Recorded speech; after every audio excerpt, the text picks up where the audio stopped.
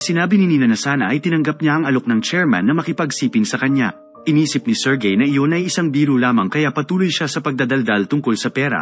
Sinabi ni Nina kay Lara ang tungkol kay Sergey na nag-alok ng paraan upang malutas ang kanilang problema sa pera at sinabi sa kanya ng kanyang best friend na maaaring siya na ang Prince Charming na hinahanap nito. Gayunpaman, sinabi ni Nina na siya ay kasado at siya ay pag-aari lamang ni Alexander.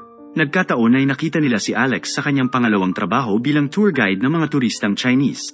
Nang makita kung gaano kasipag magtrabaho ang kanyang mister ay nagilty si Nina kaya gusto niya itong tulungan. Isang araw, sinabi ni Nina kay Alex na nagsampa na ng kaso ang bangko at sinabi ng mister na nag-awan sana ito ng paraan ni Nina noong pumunta siya doon. Giit ni Nina ay mayroon siyang numero ng chairman at sinabihan siya ni Alexander na tawagan ito. Tumanggi si Nina at dahil pinipilit siya ng kanyang asawa ay nagalit ang misis at umalis. Buong araw na pinag-isipan ni Nina ang tungkol sa alok ni Sergey, hanggang sa gabing iyon ay sa wakas, tinawagan niya ang boss at pumayag na siyang makipagkita dito bukas. Kinabukasan ay nagpaalam si Nina kay Alex na siya ay pupunta sa library kaya papatayin niya ang kanyang cellphone. Maya-maya ay tumungo siya sa hotel at nakipagkita kay Sergey.